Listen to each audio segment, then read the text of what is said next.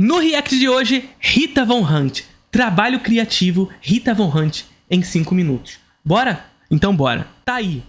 Rita, me diga. Trabalho criativo no capitalismo, como funciona? De que se alimenta? Me diga, Rita Von Hunt. É a sua vez de falar e eu de comentar. Bom, então vamos começar. Dona Rita, sobre o que é o vídeo de hoje? Ora, sobre o quê? Sobre a classe trabalhadora. Segura minha bolsa, Anja. Do que seria, afinal? Obrigada.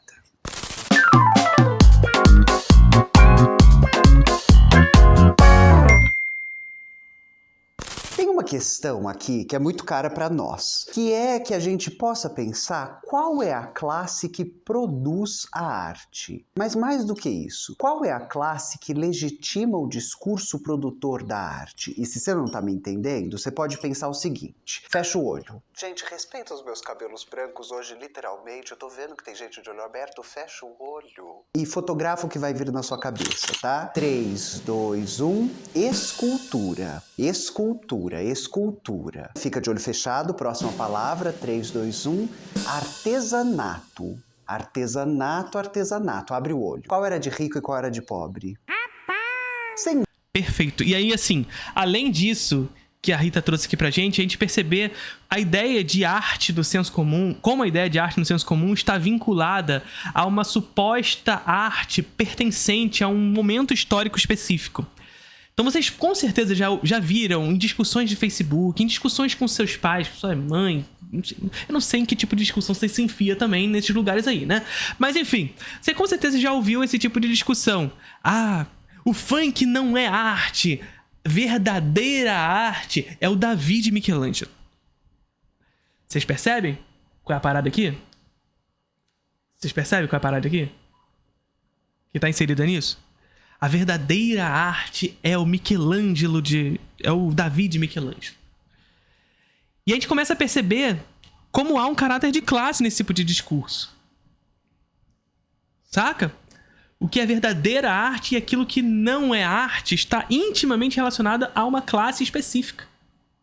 Entende que entre isso... O picho, enfim, o grafite... escultura e artesanato, a gente tem meramente um recorte de classe, que é mais ou menos o mesmo recorte que a gente vai ter entre língua e dialeto. Um é a posição de poder, o outro é a posição do subalterno. É isso que os distingue, é isso que os distancia. E a nossa questão é, o que acontece quando a classe... Porque a classe que legitima o discurso é sempre a mesma, é a classe dominante, que pauta o debate a partir da ideologia, é aquilo que a gente sempre fala. A ideologia dominante de um tempo é a ideologia da classe dominante, que, a despeito de qualquer coisa, estabelece a sua hegemonia enquanto classe a partir dos aparatos de violência específico de classe, que também se insere sobre o caráter do domínio hegemônico da cultura. E isso se faz especificamente através da ideologia. Porque a ideologia, quando dominante e, portanto, hegemônica, atua especificamente no senso comum. E, estando no senso comum, passa como verdade, como fato, como imparcial. A diferença deles para nós é que nós assumimos a nossa ideologia e acreditamos, sobretudo, que a nossa ideologia é fundamental para vencer.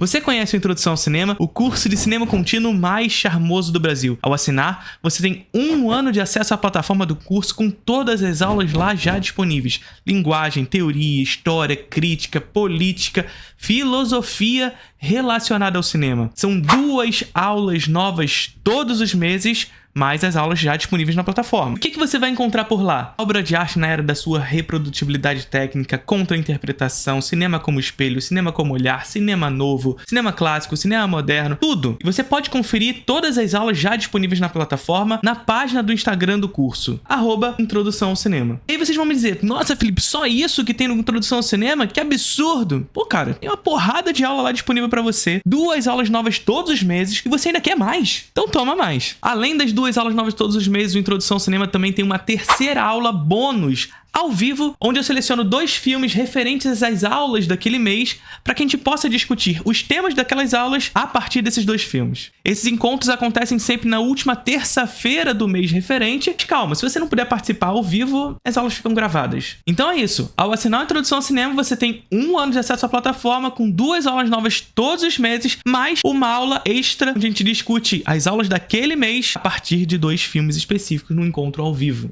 Espero que curtam. Qualquer dúvida que vocês quiserem, vocês podem chegar no meu Instagram, perguntar tudo que vocês quiserem sobre a Introdução ao Cinema. Mas o que eu posso garantir é que eu tenho certeza que você não vai se arrepender. Faça parte da Introdução ao Cinema.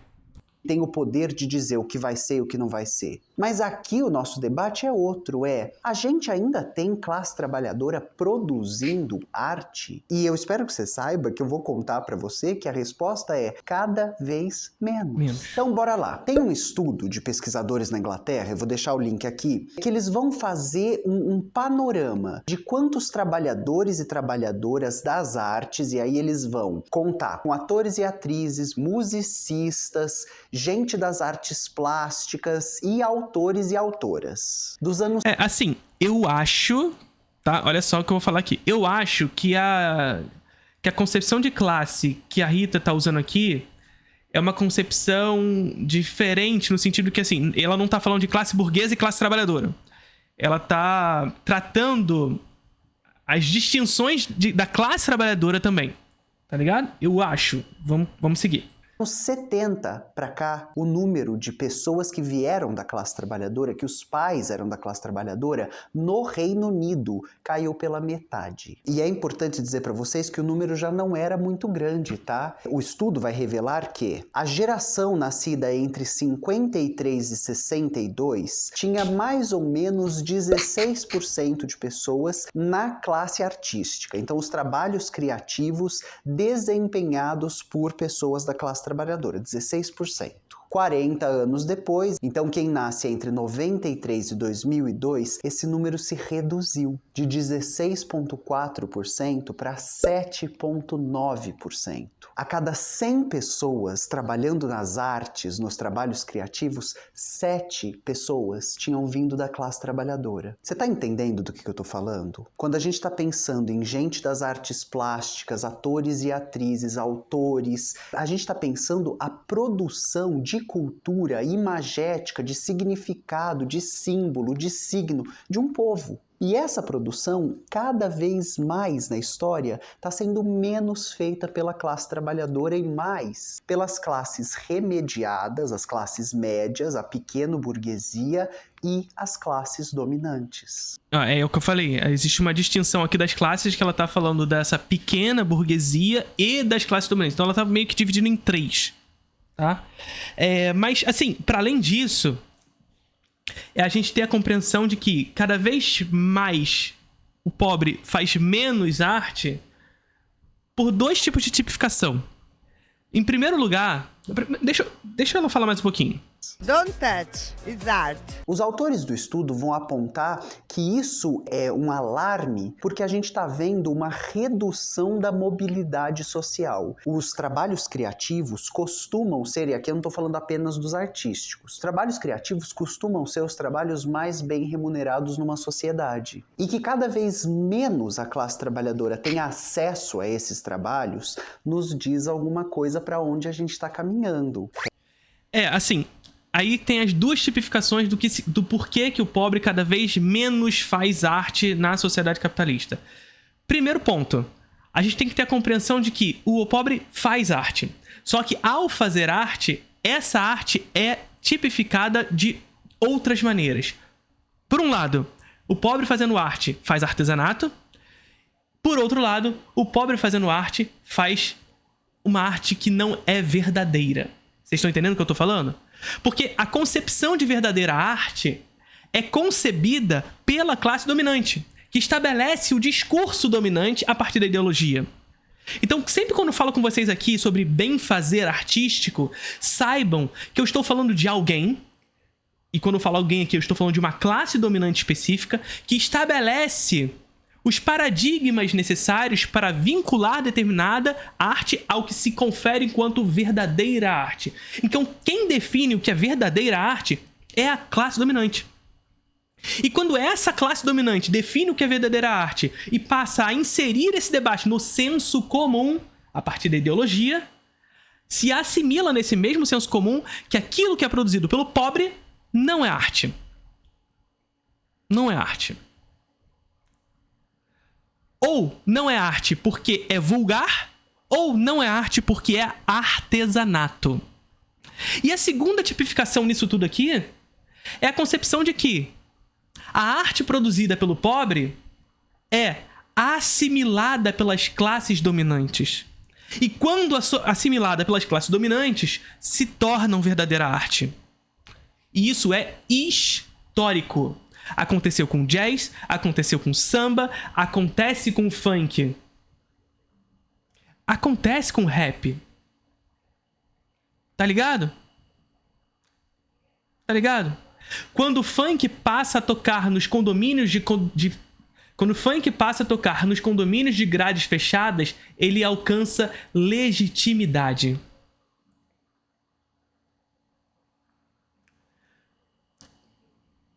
Sacou? Qual é a questão? Hashtag plutocracia. Mas não é só isso. Também tem um fenômeno de cultura que está acontecendo ao redor do mundo, que é o poverty porn. O que isso significa? Um filme pornô da pobreza, o fetiche da pobreza. Quando a gente vai assistir produções que relatam a vida da classe trabalhadora, não como a maioria da experiência da população de um país, mas uma coisa estranha e exótica. Acontece com terror. Vide aquele estúdio lá. Pois é isso. É isso. A cara da Rita agora ficou muito boa. Mas é isso. O terror é um gênero tipicamente popular. Um gênero que atua de maneira frontal e direta nas sensações do espectador. Um gênero que, segundo a verdadeira arte, é um gênero menor do que os demais. Sobretudo se estamos falando de um terror de fantasia, um terror gore, trash, um terror que se associa de maneira direta ao corpo, um terror, quando eu falo fantasia, isso se insere também sobrenatural. Esse tipo de terror acaba sendo inserido numa arte menor, não sendo associado na verdadeira arte. Entretanto, quando esse mesmo terror assimila valores dramáticos, se dramatiza, assume os valores da verdadeira arte, aí ele é premiado. Quando não, inclusive, deixa de ser terror. Ou, ao menos, passa a ser chamado de outras coisas. Terror elevado, pós-terror, terror psicológico. Como se existisse isso. Pelo amor de Deus, gente, para um segundo aqui comigo. Vem aqui. Para comigo agora. Para aqui comigo. Me diz uma coisa. Que terror não é psicológico? Que terror que vocês já assistiram não é psicológico? Essa assimilação, essa significação, parte de uma assimilação que visa construir um caráter elitista no gênero. Que terror não é psicológico? Todo terror parte desse lugar. Por quê? Porque a emoção específica do terror é o medo. E porra, se a emoção específica do terror é o medo, que terror não é psicológico? Só que falar terror psicológico traz uma carga pro terror da sua dramatização. E ao dramatizar o filme em torno do que se concebe como verdadeira arte, isso tá desde Aristóteles, tá? O drama é o gênero de valor. A comédia não. Tá ligado? O drama é a verdadeira arte. Tá lá desde lá de trás. E esse discurso vai sendo assimilado pela ideologia dominante, pela classe dominante. E aí quando você entrega ao gênero o caráter de terror psicológico e diz, portanto, eu gosto de terror, mas eu gosto só de terror psicológico. Cara, então eu vou te contar, você gosta de terror, ponto. Só que quando você tá assimilando o nome terror psicológico a um tipo específico de terror, o terror dramático, Eu tenho um segredo pra te contar. Você não gosta de terror. Você não gosta de terror. E é por isso que a gente sempre diz, a empresa lá que vocês estão falando é uma empresa que faz filmes de terror pra quem não gosta de filmes de terror. Eu gosto dos filmes, tá? Eu preciso dizer, eu gosto dos filmes. Ao mesmo tempo que gosto dos filmes de terror fantasia. Eu gosto de Garota Exemplar. Eu gosto de Arraste-me para o Inferno. Eu gosto desses filmes. Eu gosto de Assim na Terra como no Inferno. Eu gosto disso. Bruxa de Blair. Mas também gosto dos filmes produzidos por essa empresa. Mas uma coisa é certa. Essa empresa faz filmes de terror pra quem não gosta de filmes de terror. Ai, Cidade de Deus. E você fala, nossa, que exótico. Dadinho é o caralho, meu nome é Zé Pequeno, pô. Agora, Cosmética da fome, tá? A gente já falou sobre isso aqui. Lembra que eu já falei pra vocês sobre estética da fome? Lá atrás, em 1965, o Glauber Rocha iria lançar um manifesto chamado A Estética da Fome. E nesse manifesto, o Glauber vai expor uma ideia justamente a partir desse primitivismo pelo qual o norte global, os colonizadores, enxergam os colonizados. É mais ou menos o que a Rita tá falando aqui pra gente do poverty porn, né? Eu acho que é isso que ela tava dizendo. É mais ou menos isso do que a Rita tá falando aqui pra gente. Então, o Glauber vai escrever um manifesto pelo qual ele acusa justamente essa visão do colonizador pelo colonizado a partir de uma espécie de fetichismo. Tá ligado? O fetichismo pela pobreza. O Glauber, então, para combater essa perspectiva, vai dizer o seguinte: a principal manifestação do cinema brasileiro é a fome, e como manifestação da fome, a violência. E somente assim o colonizador enxergará o sul global e, portanto, o colonizado a partir de uma maneira revolucionária e não fetichista. E tão somente assim também o brasileiro enxergará a sua fome. Porque, segundo Glauber, naquele momento histórico, o cinema brasileiro produzia aquilo que ele chamava de cinema digestivo. Olha só a percepção de enxergar na realidade uma coisa e, a partir da coisa percebida, reagir a ela. O que o Glauber está fazendo aqui é ser crítico. Ele enxerga o cinema brasileiro sendo produzido naquele contexto, um cinema dito por ele digestivo e, portanto, de fácil digestão. É fácil digerir aquele cinema, tanto pelo colonizador quanto pelo próprio brasileiro. Mas o brasileiro em si não se enxerga naquele lugar, porque ele sente a fome. Mas a fome não aparece para ele, a fome não é representada. Mas quando ele passa a enxergar essa fome a partir da violência que se manifesta dela, ele se enxerga, porque a fome traz o ódio de classe. Tá ligado? Tem aula sobre estética da fome, cinema novo e a estética da fome no Introdução ao Cinema. Essa é a primeira aula dentre 3 sobre cinema novo que vão entrar no Introdução ao Cinema. A primeira, cinema novo e a estética da fome, entrou esse mês de março, lá no Introdução ao Cinema. A próxima, cinema novo e a ditadura militar, entra em abril. E no mês seguinte, cinema novo e a Embrafilme. São 3 aulas só sobre isso no Introdução ao Cinema. Faça parte, o curso mais charmoso do Brasil, educação contínua em cinema.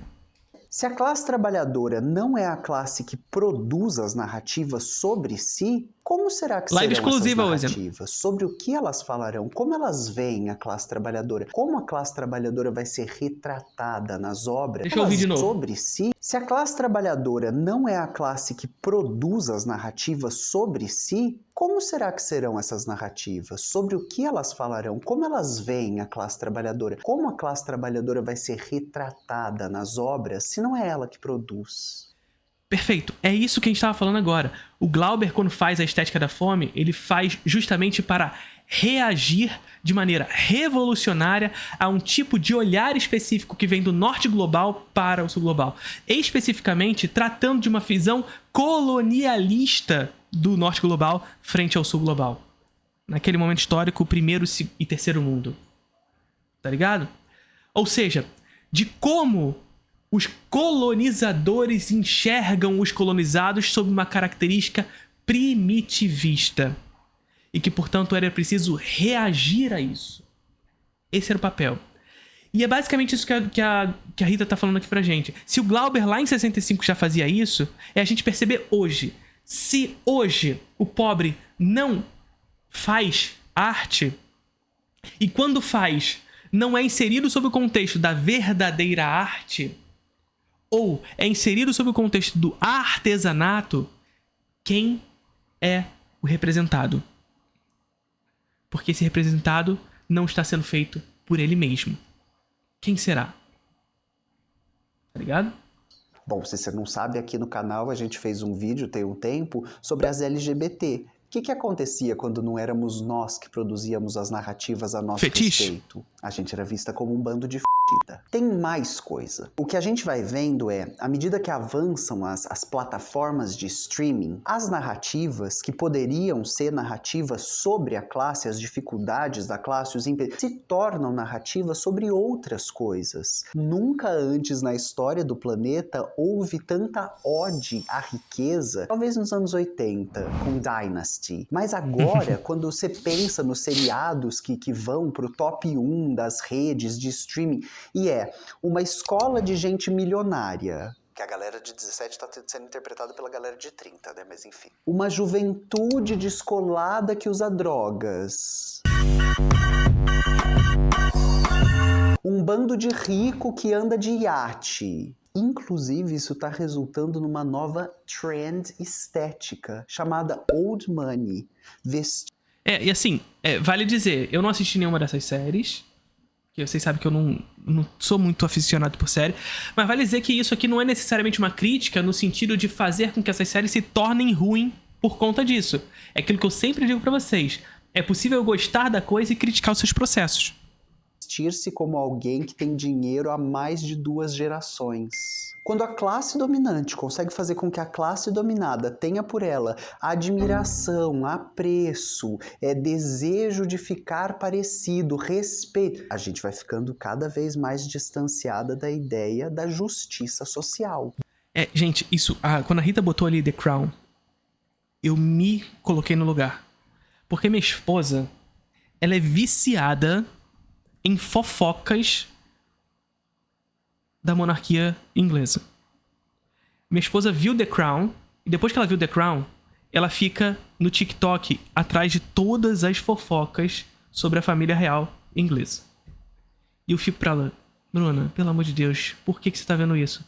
Ela fala, eu sei que eles não deveriam existir. Eu sei que eles não deveriam existir. Mas a fofoca é muito gostosa.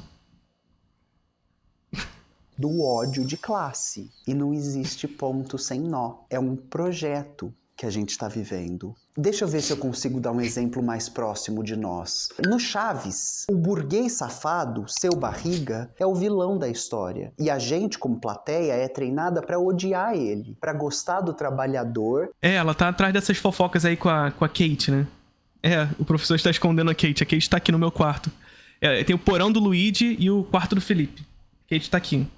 Lumpen proletariado, seu Madruga, que vive de bico, que tem um emprego aqui, um emprego lá, né, que dá seus pulos para conseguir comer, que tá há 14 meses sem pagar o aluguel, mas consegue dar balão no burguês safado que vai cobrar o aluguel da vila inteira que é dele. E a gente torce pelo trabalhador e odeia o proprietário. Agora, no Aprendiz, do Roberto Justus, a gente ama o burguês safado. E o ponto alto da obra é quando ele diz, você tá demitido. E a gente, como classe trabalhadora, fala, não foi demitido, eba! Lá na Inglaterra, a Natasha Carthew, que é uma autora que organizou um festival de autores e autoras da classe trabalhadora, diz que cada vez menos você tá tendo gente dessa classe. E isso assim, é geral, é Big Brother, a pessoa vai pro paredão. E quando ela é eliminada, é o momento que a gente gosta, tá ligado? Quando ela é eliminada no paredão. Escrevendo, primeiro porque pelo Big Brother, tá ligado? O imaginário tá colonizado. Essas pessoas não pensam que podem escrever, não pensam que têm do que escrever, não têm sobre o que falar. As suas vidas não são dignas de serem narradas. Elas não vêm na Netflix, elas não vêm no Amazon, elas não vêm na TV, elas não vêm na novela. Mas mais do que isso, as possibilidades materiais dessa classe de ir para Londres, se hospedar para fazer um curso, se matricular num curso, fazer um curso depois do expediente, estão sendo tomadas dessa classe à medida que o acesso ao trabalho formal está sendo tomado de nós. O que a gente vai conhecer, se o cenário não mudar nas próximas décadas, é a lumpenproletarização de todo mundo. Lumpenproletariado é um termo que o seu Carlinhos usa para designar aquele profissional que não tem um emprego, mas ele vive do que aparecer. É a uberização do 1800. Sim, também vale perfeito. pensar que à medida que um interesse por esses assuntos que não são da classe trabalhadora crescem, o interesse pelos assuntos que são da classe trabalhadora diminuem. E a gente está criando, treinando um proletariado que tem cada vez menos interesse em pensar a sua situação e sua condição. E tem cada vez mais interesse em ascender, o que não existe nessa sociedade que a mobilidade social está sendo reduzida. Mas tem cada vez mais interesse em ascender para uma classe que ele nunca vai pertencer. Quando É a ideologia, gente. Mais uma vez, é a ideologia que faz com que haja essa crença de que existe mobilidade social no capitalismo. E essa ideologia, ela se reproduz no senso comum. A partir da indústria da cultura. Novela, cinema, Hollywood como um todo, coach, igreja. Tá ligado? Essa ideologia de que é possível prosperar no capitalismo e ascender a classe social daqueles que dominam. E aí que vem a frase do Paulo Freire, né?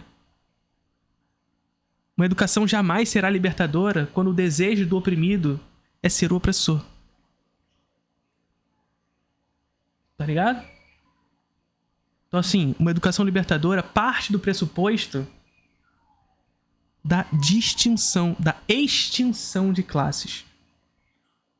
o povo de um território não tem interesse pela arte, pela cultura, o que acontece? Não sei, mas a gente já fez um vídeo sobre o 8 de janeiro e como as obras do patrimônio artístico brasileiro foram destruídas pelo povo brasileiro. A gente vive num sistema que é mestre em restringir e negar acessos, inclusive e principalmente aquilo que nos humaniza como seres. A nossa luta é sempre por mais e melhores acessos, mas mais do que isso, pela democracia radical que permitiria a todo mundo, nas palavras do seu Carlinho, pescar de manhã, cuidar de outro trabalho à tarde e escrever crítica literária à noite. Todo mundo é um artista e um intelectual. A gente só não recebe incentivo para ser. Até o próximo vídeo. Beijinho. Tchau.